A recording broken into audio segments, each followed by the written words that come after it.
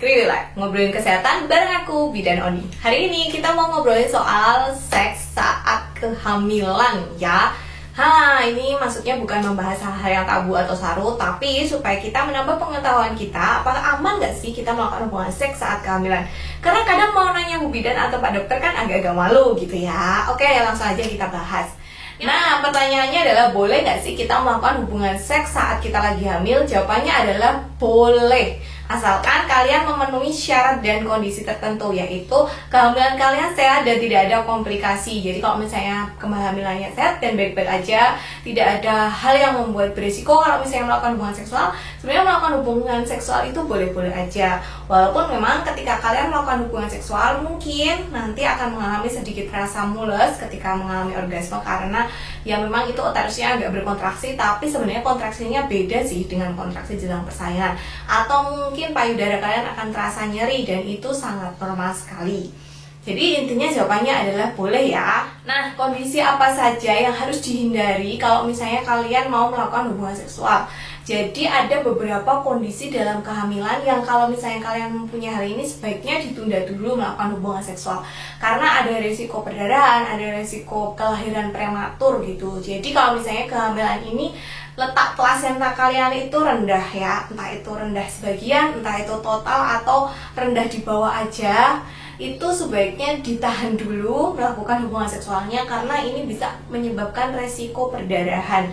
Jadi kalau misalnya dokter udah bilang plasentanya di bawah ya, itu usahakan untuk menunda dulu hubungan seksual.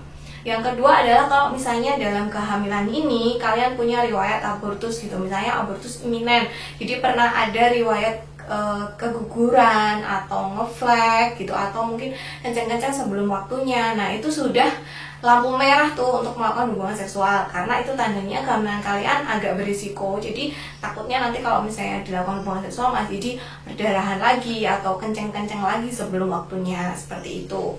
Selanjutnya adalah kalau misalnya kalian memiliki riwayat keguguran di kehamilan yang lalu gitu ya, itu sebaiknya juga berhati-hati pada kehamilan yang ini. Walaupun memang setiap kehamilan itu istimewa dan berbeda, tapi sebaiknya perhatikan dan hati-hati dulu, konsul dulu sama dokternya gitu.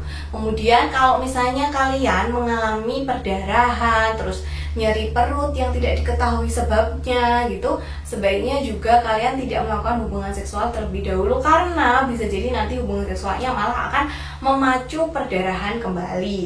Yang selanjutnya adalah kalau misalnya ketuban kalian itu sudah pecah atau misalnya sudah rembes ya, jadi kayak keluar terus ketubannya, itu juga sebaiknya tidak melakukan hubungan seksual terlebih dahulu, karena ketika ketuban sudah pecah maka bayi kita itu sudah tidak safe lagi di dalam kantong amnionnya, sehingga dia bisa berisiko ada bakteri-bakteri masuk yang dari luar kayak gitu. Kemudian kalau misalnya ini kehamilannya belum ada 37 minggu tapi kalian sudah kenceng-kenceng terus, sudah ada pembukaan, itu sebaiknya juga tidak melakukan hubungan seksual karena takutnya nanti terjadi persalinan prematur. Dan yang terakhir, kalau misalnya kalian hamil kembar atau misalnya triplet gitu ya, satu kali hamil isinya 3 bayi gitu, itu sebaiknya juga dihindari dulu melakukan hubungan seksualnya karena itu juga berisiko menyebabkan prematuritas. Tapi kalau misalnya kalian tidak memiliki hal-hal seperti di atas itu, sebenarnya kalian lampu hijau untuk melakukan hubungan seksual. Tapi memang alangkah baiknya kalau misalnya kalian nanya dulu ke bidan atau ke dokter yang meriksa kalian, Bu, kira-kira ini aman gak ya kalau saya melakukan hubungan seksual? Dan itu sebenarnya bukan hal yang saru loh, tapi malah kadang-kadang memang dokter atau bidan juga nggak akan menyampaikan kalau nggak ditanya, karena dianggapnya kalian sudah tahu kayak gitu. Jadi nanya aja. Lalu ketika kalian hamil itu ada perubahan libido, ini karena hormonal kehamilan ya. Jadi sangat wajar kalau misalnya kalian hamil terus kalian itu up and down gitu loh. Kadang-kadang berhasrat untuk melakukan hubungan seksual, kadang-kadang enggak, kadang-kadang pengen, kadang-kadang males. Itu sangat wajar sekali, up and down seperti itu. Jadi itu bukan sesuatu yang wah abnormal nih, aku kok nggak pengen ya sama suamiku gitu. Nggak kayak gitu, itu memang bawaan kehamilannya. Lalu posisi apa nih yang sebaiknya kita gunakan saat melakukan hubungan seksual ketika hamil? Yang jelas adalah hindari posisi dimana ibu tidur terlentang, karena ibu hamil kan memang nggak boleh tidur terlentang, karena itu akan bikin sesek, perutnya akan menekan ke bawah gitu, dan biasanya juga nyeri payudara. Jadi bisa bersebelahan aja mungkin, atau cari posisi yang nyaman, yang penting ibunya tidak terlentang. Lalu apakah harus menggunakan kondom? Kalau misalnya memang di trimester awal kalian nggak apa-apa kalau misalnya mau pakai kondom, karena memang sperma itu kan mengandung prostaglandin ya. Tapi kalau misalnya udah mau masuki 37 minggu tidak perlu, karena itu bisa dilakukan sebagai induksi alami atau memancing kontraksi.